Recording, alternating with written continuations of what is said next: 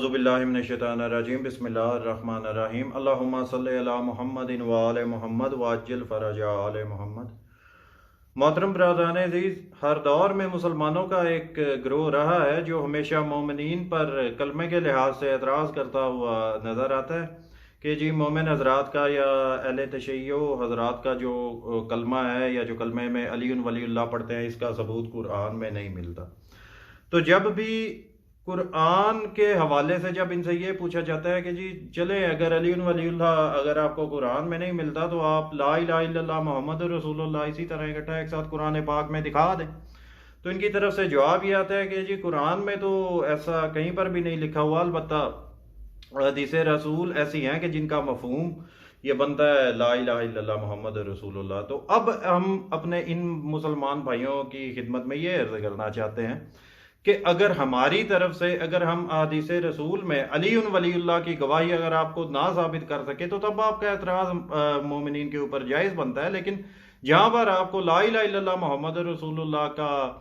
آپ کو مفہوم نظر آ جاتا ہے، وہیں پر بھی علی ولی اللہ کا مفہوم نظر ہے۔ لیکن اگر آپ حضرات دل صاف کر کے اپنی آنکھیں کھول کر دیکھیں تو ایک لمحے میں آپ کو نظر آ جائے گا۔ تو اسی کے لیے ہم چلتے المستدرک الصحیح ہے نا، برادران اہل سنت کی جو حدیث کی معتبر کتب ہیں ان میں سے ایک یہ کتاب ہے۔ اس کے اندر چلتے ہیں جی جلد نمبر 4 کے صفحہ نمبر 250 پر، حدیث نمبر 4624۔ اب یہاں پر حضرت ابو ذر علیہ السلام فرماتے ہیں کہ نبی کریم صلی اللہ علیہ وسلم نے ارشاد فرمایا ہے، اے علی جس نے مجھے چھوڑا اس نے اللہ کو چھوڑا، اور اے علی جس نے تجھے چھوڑا اس نے مجھے چھوڑا۔ یعنی مولا علی ابن ابی طالب علیہ السلام کو چھوڑنے والا کسی بھی لحاظ میں وہ اس کا سرکار مصطفیٰ صلی اللہ علیہ وسلم کو چھوڑنا ہے، اور جس نے سرکار مصطفیٰ صلی اللہ علیہ وسلم کو چھوڑا اس نے ڈیفینیٹلی اللہ کو چھوڑا، اور جس نے اللہ کو چھوڑا وہ اب اس کی مزید تشریح کرنے کی ضرورت نہیں ہے۔ اچھا جی، اب آگے آ جاتے ہیں جی صفحہ نمبر 293 پر، اور یہ حدیث نمبر ہے 4712۔ یہ پوری حدیث میں آپ کو پڑھ کے سناتا ہوں۔ حضرت عبداللہ ابن عباس بیان کرتے ہیں کہ رسول اللہ صلی اللہ علیہ وسلم نے ارشاد فرمایا، اے بنی عبد المطلب میں نے تمہارے لیے اللہ سے 3 چیزیں مانگی ہیں، تمہیں ثابت قدم رکھے، تمہارے گمراہوں کو ہدایت دے، اور تمہارے جاہلوں کو عالم بنا دے۔ اب اس سے آگے جو قابل غور ہے اس پہ آپ ذرا مزید غور فرمائیے گا، جہاں پہ یہ ہائی لائٹ کیا ہوا ہے، چنانچہ اگر کوئی آدمی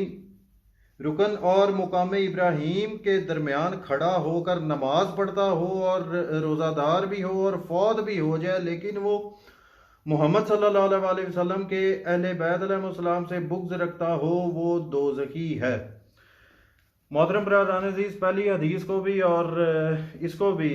آپ حضرات نے اپنے ذہن میں رکھنا ہے کہ جس نے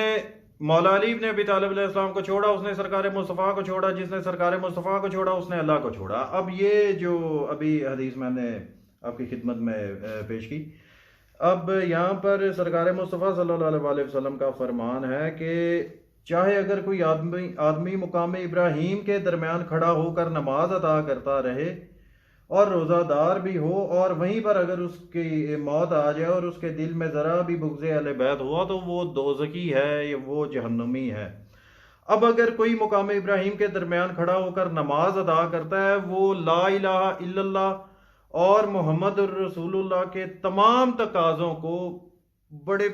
بلندی کی سطح پر پورا کر رہا ہے۔ لا الہ الا اللہ کے تقاضے بھی پورے ہو رہے ہیں، محمد الرسول اللہ کے تقاضے بھی پورے ہو رہے ہیں، مقام ابراہیم پر نماز ادا کر کے اور روزے رکھ کے، لیکن پھر بھی وہ جہنمی ہے۔ وہ جہنمی کیوں ہے؟ کیونکہ اس کے دل میں بغض اہل بیت علیہ السلام۔ تو اب نتیجہ یہ نکلتا ہے کہ اگر آپ کے دل میں بغض علی ہو، بغض اہل بیت ہو، اور آپ نمازیں بھی پڑھتے ہو اور آپ روزے دار بھی ہو، پھر بھی آپ جنت کی خوشبو تک نہیں سونگھ سکتے۔ اب اگر کوئی یہ کہے کہ جی ضروری تو نہیں کہ اگر علی ولی اللہ پڑھا جائے تو تب ہی جو ہے وہ اس کا محب علی یا محب اہل بیت علیہ السلام ہونا ثابت ہے۔ تو ایسے بھائیوں کی خدمت میں یہ عرض کرنا چاہتا ہوں کہ اگر آپ صرف لا الہ الا اللہ محمد رسول اللہ پڑھتے ہو تو اس سے یہ بھی تو ثابت نہیں ہو رہا کہ آپ کے دل میں بغض علی ہے یا بغض اہل بیت ہے، یا آپ محب علی ہو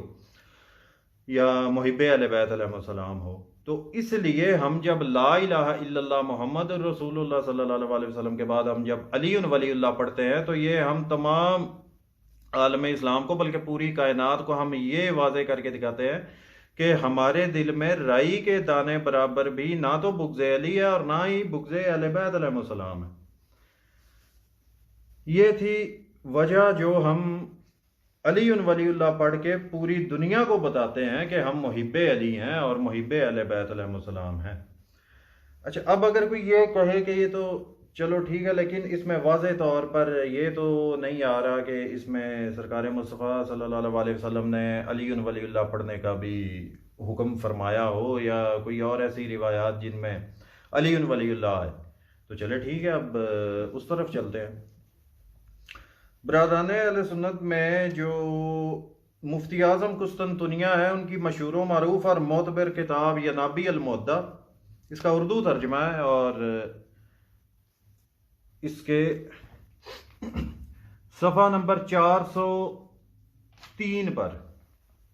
اب جہاں پہ یہ ہیڈنگ اوپر علی علیہ السلام اور رسول اللہ صلی اللہ علیہ وسلم کے بھائی اور وزیر،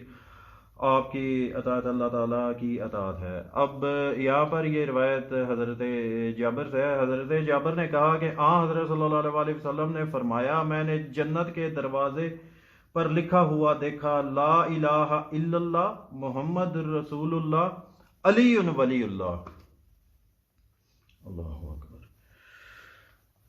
محترم برادران عزیز، بس تعصب کی اینک اتار کر دیکھنے اور پڑھنے کی ضرورت ہے۔ جہاں پر آپ کو لا الہ الا اللہ محمد رسول اللہ لکھا ہوا نظر آتا ہے، وہیں پر علی ولی اللہ بھی لکھا ہوا نظر آتا ہے، لیکن اس کے لیے آپ کو تعصب کی اینک اتارنی پڑے گی۔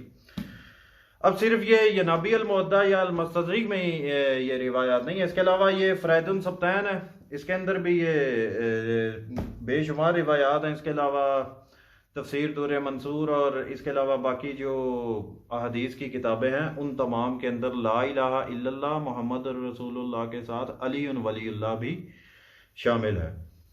بات وہیں آ جاتی ہے کہ اگر کوئی لا الہ الا اللہ محمد رسول اللہ پڑھتا ہو اور اس سے یہ کبھی بھی ظاہر نہیں ہوگا کہ یہ محب علی ہے یا دل میں بغض علی رکھنے والا یہ شخص ہے، تو اس لیے ہم پوری کائنات کو علی ولی اللہ پڑھ کر یہ بتاتے ہیں کہ ہم نے دین ان سے لیا جن کے گھر میں دین نازل ہوا، جن کے گھر میں دین اترا، جن کے گھر میں قرآن اترا۔ ان سے دین نہیں لیا جو 40 سال کی عمر تک، اگر آپ محدثین کی طرف آؤ یا اہل بیت علیہ السلام سے اگر آپ ہٹ کے دین لینے کی کوشش کرو تو ایسی بہت سی چیزوں کا آپ کو سامنا کرنا پڑے گا کہ دشمنان اسلام کو ساری زندگی آپ جواب دہ ہوتے رہے۔ تو بہتر یہی ہے کہ دین اور قرآن سب کچھ ان سے لیں جن کے گھر میں دین نازل ہوا ہے۔ دار والوں میں اور گھر والوں میں زمین آسمان کا فرق ہے، اہل بیت علیہ السلام میں اور باقیوں میں زمین آسمان کا فرق ہے۔ وما علینا الا البلاغ۔